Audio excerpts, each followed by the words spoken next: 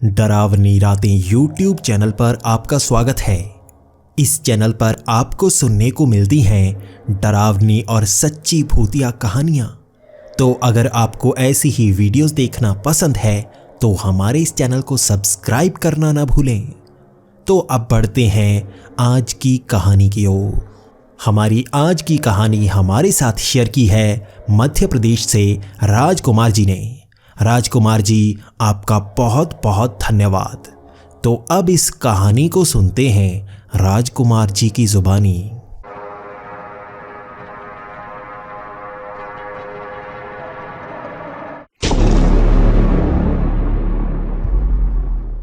Hello दोस्तों, मेरा नाम राजकुमार है और मैं मध्य प्रदेश के छतरपुर जिले में रहता हूँ।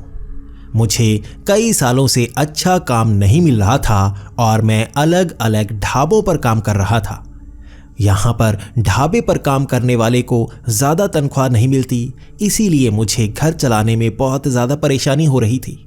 इसके बाद मैंने मन लगाकर काम ढूंढना शुरू कर दिया और एक अच्छा काम मुझे मिल ही गया। यहाँ पर सरकारी बस में मुझे कंडक्टर की नौकरी मिल ही गई थी। मैं नया नया ज्वाइन हो चुका था, लेकिन यहाँ पर तनख्वाह काफ़ी अच्छी मिल रही थी, इसलिए मैं बहुत ज़्यादा खुश था। मैं लगभग 3 महीने तक दिन के वक्त कंडक्टर की नौकरी करता रहा और छतरपुर से आसपास के सब गांव में जाने वाली बसों में मैं ऑलमोस्ट होता ही था। यहाँ पर मेरी नौकरी काफ़ी अच्छी चल रही थी, लेकिन मेरी रात की बसों पर भी ड्यूटी लगना शुरू हो गई। 3 महीने काम करने के बाद मुझे रात की ड्यूटी करनी पड़ी। रात की ड्यूटी करना कितना मुश्किल होता है मुझे अब समझ में आना शुरू हो गया था। ये घटना उसके 7 महीने बाद की है। वक्त रात के 11 बजे का था और ये आखिरी बस थी। ये बस छतरपुर से लगभग 11 बजे निकली थी और अगली सुबह लगभग 4 बजे आगे पहुंचनी थी। यहाँ पर मुझे खास पता नहीं था कि रात को कितनी सवारियाँ चढ़ती हैं और कितनी नहीं, लेकिन मैं जितनी भी सवारियाँ चढ़ रही थी उनकी टिकट काटता जा रहा था। मुझे नहीं पता था कि आगे कहाँ पर कौन कौन उतरने वाला है, क्योंकि वैसे एक रूट पर अगर आप ज़्यादातर जाने लगते हो तो आपको पहचानने वाले कई लोग मिल ही जाते हैं। रात के वक्त ऐसा नहीं होता। मैं बस में बैठे जितने भी लोग थे उन सब की टिकट काट चुका था और मैं आगे आकर बैठ चुका था। अब हमें कोई भी सवारी मिल नहीं रही थी और बस में जितने भी लोग बैठे थे वो सब उतर ही चुके थे। मैंने आखिरी सवारी को भी उतरते हुए देखा और उसके बाद मैं फ्री होकर बैठ गया। मैं जान गया था कि बस बिल्कुल खाली है और अपनी मंजिल पर पहुंचकर ही अब ये बस रुकने वाली है। लेकिन मैंने देखा ड्राइवर ने एक जगह पर बस को रोक दिया। मैं ड्राइवर से ज़्यादा सवाल नहीं करता, क्योंकि वो एक खड़ूस आदमी था और वो मुझे डांटता ही रहता।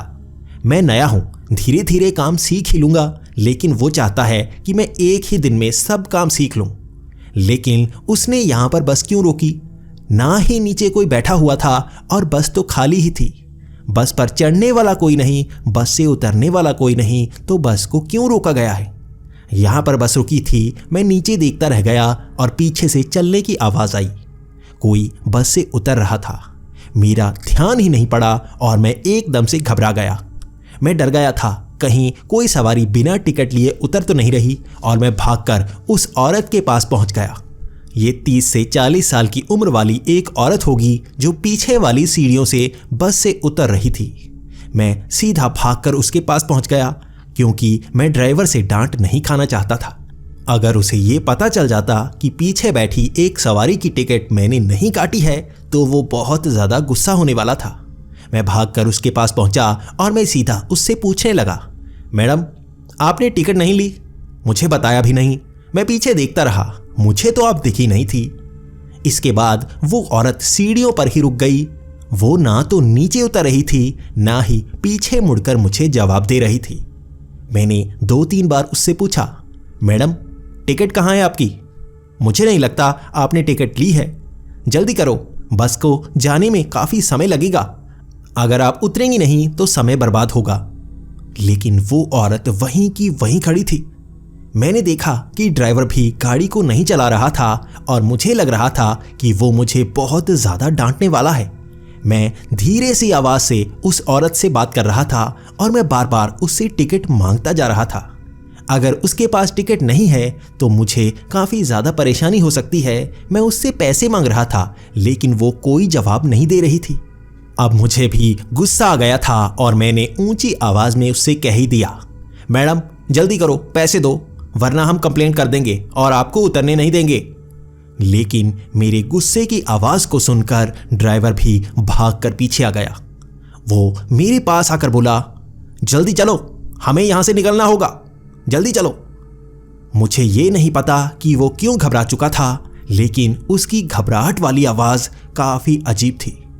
वो भागकर अपनी ड्राइविंग सीट पर बैठ गया और जल्दी से बस को चलाने लगा। उसने बस बड़ी ही तेज़ी से चलाई और मैंने उस औरत को उतरते हुए नहीं देखा। वो जैसे सीढ़ियों पर खड़ी खड़ी गायब हो गई। मुझे बहुत ज़्यादा घबराहट होना शुरू हो गई, जैसे मैंने किसी भूत को देख लिया हो। उसके बाद ड्राइवर ने बस बिल्कुल नहीं रोकी और मेरे किसी सवाल का जवाब तक नहीं दिया। मैं उसके पास बैठा रहा और वो बार बार मुझे घूरता रहा, लेकिन मेरे किसी सवाल का जवाब उसने नहीं दिया। जब बस स्टैंड पर पहुंच गई और उसने बस को एक जगह पर लगा लिया, उसके बाद वो मुझे बहुत ज़्यादा डांटने लगा। उसने मुझसे कहा, तुझे पता नहीं है, आवाज़ नहीं लगानी थी, तू पागल है, खुद भी मरेगा, मुझे भी मरवाएगा, पहले कुछ सीख के आ। उसकी ये कहने के बाद मैं भी घबरा चुका था और मैं उससे सवाल पूछ रहा था, आखिर वहाँ पर हुआ क्या? उस औरत से मैंने टिकट ही तो मांगी है। वो फिर भी गुस्सा होता जा रहा था और वो गुस्से में ही वहाँ से चला गया। मुझे इस बात का पता ही नहीं चला कि मैंने गलती की क्या है। अगर मैं किसी से पैसे मांग लूँ तो इसमें मेरी क्या गलती है? जो भी बस में चढ़ेगा उससे पैसे तो लेने ही होंगे, आखिर उसे परेशानी क्या है? लेकिन इसके बाद मैंने और ड्राइवर से इस घटना के बारे में पूछा। उन्होंने मुझे जो जवाब दिया वो मुझे बहुत ज़्यादा डरा गया। उन्होंने कहा कि उस बस स्टॉप पर हमेशा बस को रोका जाता है। वहाँ पर ना कोई सवारी चढ़ती है और ना ही उतरती है। कहते हैं कि वहाँ पर किसी समय शमशान घाट हुआ करता था और वहाँ पर जो भी बस गुजरती उसका कोई ना कोई एक्सीडेंट हो ही जाता। कहते हैं एक औरत बस में होती है और वो वहीं पर उतरती है। अगर बस को वहाँ पर ना रोका जाए तो कोई ना कोई अपशगुन हो ही जाता है और ज़्यादातर बस में बैठी सवारियां किसी न किसी तरह दुर्घटना का शिकार हो जाती हैं। शायद तुमने उसी औरत को देखा होगा, लेकिन कोई भी उससे पैसे नहीं मांगता, ना ही उससे बात करने की किसी की हिम्मत होती है। तुम्हें वो दिख गई, लेकिन तुम्हें वो सवाल नहीं पूछना चाहिए था। उस बस स्टॉप पर कभी कोई सवाल नहीं पूछता। वो भूतों की दुनिया है जहाँ पर इंसानों का सवाल पूछना वजूद में नहीं आता। मैं आज भी उस घटना को याद करके बहुत ज़्यादा डर जाता हूँ। मेरी ड्यूटी दोबारा कंडक्टर की उसी रूट पर लग चुकी है और रात को भी मैं उसी रूट पर जा चुका हूँ। मेरे सामने बस हमेशा वहाँ रुकती है, लेकिन अब दोबारा वो औरत मुझे कभी नज़र नहीं आती।